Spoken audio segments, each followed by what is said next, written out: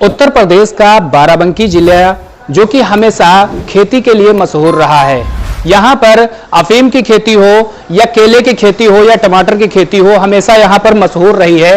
लेकिन अब उससे भी बढ़कर यहाँ के जो युवा हैं वो कुछ नया करने के लिए उत्साहित हैं। इसी के साथ में बाराबंकी में मधुमक्खी पालन और मधुमक्खी उत्पादन के लिए यहाँ पर एक लैब तैयार की गई है। बताया जा रहा है कि ये भारत की पहली ऐसी लैब है जहां पर मधुमक्खी का उत्पादन किया जा रहा है। आप हमारे पीछे देख सकते हैं कि यहाँ पर जो लैब है, इस वक्त मैं लैब में मौजूद हूं और यहाँ पर शहद के लिए पूरा बताया गया है। इसके साथ में रॉयल जेली के बारे में भी बताया गया विस्तृत रूप से। इसके साथ मधुमक्खी पराग के बारे में विस्तृत रूप से बताया गया है। और यहां पर सबसे बड़ी बात है कि आर्टिफिशियल लार्वा सेल कैसे तैयार होता है, कैसे ये होता है, इस पूरी चर्चा के लिए हमारे साथ में यहां के जो लैब के संचालक हैं वो पूरी विस्तृत रूप से बताएंगे।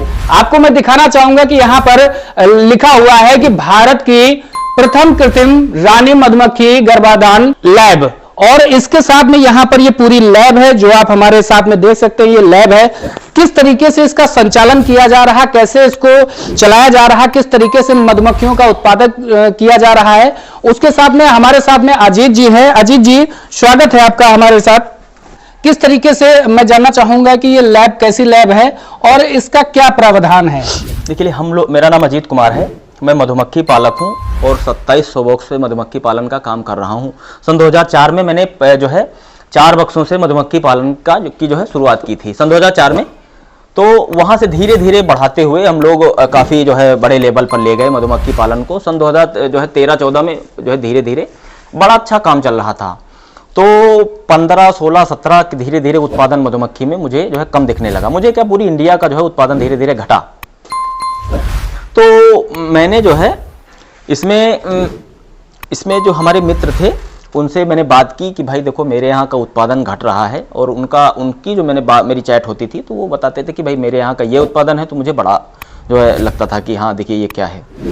तो फिर उन्होंने मुझे, मेरे मित्र हैं, तो उन्होंने मुझे बताया कि आप जो है मधुमक्खी में एक जो है ब्रीडिंग करिए, सेलेक्टिव ब्रीडिंग। उनसे सलाह लेकर के फिर धीरे धीरे मुझे जो है ब्रीडिंग में जो है मेरी जिज्ञासा बढ़ी। तो मैंने फिर आर्टिफिशियल इंसेमिनेशन ऑफ हनी बीज के बारे में स्टडी शुरू की।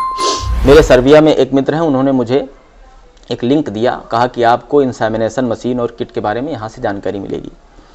वहाँ से मैं लिंक पे गया और वहाँ से जानकारी इकट्ठा की और जो भी लोग जुड़े धीरे धीरे, उनसे मैंने जानकारियाँ ली। कुछ ही मान के चलिए महीनों से लोग इसके विषय में जानने लगे। मेरे मित्र बहुत दिनों से, जब से मैंने किया था तभी से जानते हैं।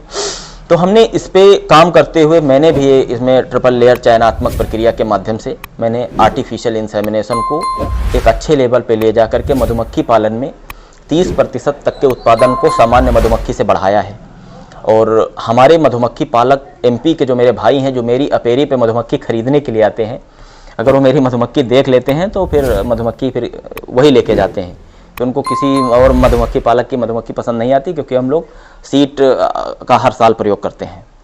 हम चाहेंगे कि एक बार आप हमें बताएं यहाँ पर कि किस तरीके से, ताकि दर्शक जान सके कि किस तरीके से आप इस लैब को इस्तेमाल करते हैं, कैसे क्या रहता है। देखिए, हमारा क्या है कि हमारी आर्टिफिशियल इंसेमिनेशन लैब की जो है किट है जी। यहाँ पे हम लोग क्या करते हैं कि हमारा पहले जो है, सबसे पहले हम लोग रानी मधुमक्खी को सेलेक्टिव विधि के माध्यम से, जो हमारे ट्रिपल लेयर सिलेक्शन का फर्स्ट जो है वो है, तो हम लोग यहाँ ग्राफ्ट कर लेते हैं लार्वा को। जो बक्सा मेरे जो है द्वारा सेलेक्ट किया गया है कि इसकी मदर का उत्पादन क्या है, इसको हम लोग क्या करते हैं, टैग कर लेते हैं। पहले मदर को टैग करके रखते हैं कि मदर का उत्पादन क्या रहा है।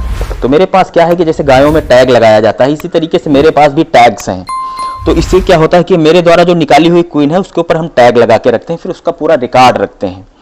तो उस रिकॉर्ड के माध्यम से मेरे पास ये मुझे पता रहता है कि मेरी रानी मधुमक्खी के बॉक्स का उत्पादन क्या है।